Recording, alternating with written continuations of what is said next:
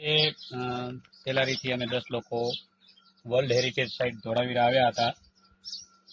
સવારના 10:30 બેલાથી નીકળ્યા હતા. 11-12 વાગ્યાના આજુબાજુ અહીં પહોંચ્યા હતા. ત્યારે આવીને મને પાણીની વ્યવસ્થાનું પૂછ્યું તો ત્યારે પાણી નહોતું. અંદર જ્યારે પૂછ્યું તો એ કે પાણીને લાઇટ જવાને લીધે પાણી નથી.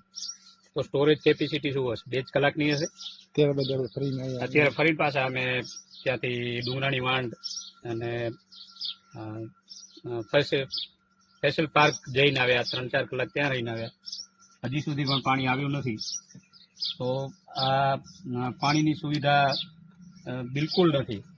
અને વર્લ્ડ હેરિટેજ સાઇટમાં ઘણા બધા પ્રવાસીઓ આવતા હોય, દેશ વિદેશથી પ્રવાસીઓ આવતા હોય, નાના બાળકો હોય, જે ભૂલકાઓ 1 કલાક 2 કલાક પણ પાણી વગર ના કાઢી શકે. જો 5-6 કલાક સુધી અહીં પાણીની વ્યવસ્થા ન હોય તો આ એક ગંભીર પ્રશ્ન છે. અને તંત્ર શું કામગીરી કરી રહી છે એ ખરેખર એક પ્રશ્ન છે. વર્લ્ડ હેરિટેજ સાઇટની જો આવી જાળવણી ન હોય તો સામાન્ય જગ્યાએ તો તમે શું હશે એ કલ્પના કરવી પણ મુશ્કેલ છે.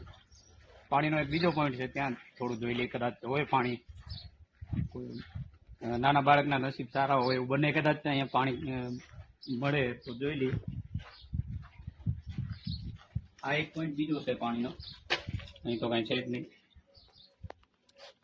कुछ भी नहीं.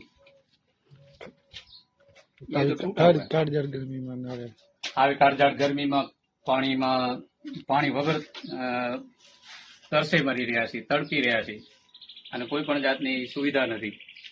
હવે ધોળાવીરા જઈને પાણીની બોટલો લેવી પડશે. 10 જણાને લગભગ રાપર પહોંચતા સુધી કમસે કમ એક જણને 2 બોટલ તો જોઈએ. તો 500-700 રૂપિયાનું પાણી લેવું. એટલે પ્રવાસીઓ જે કોઈ આવતા એમને પણ એક વિનંતી કરીએ છીએ કે જો આવો તો તમે તમારી રીતે થોડી વ્યવસ્થા કરીને આવજો, જેથી આપના બાળકો અહીંયા આવીને હેરાન ન થાય.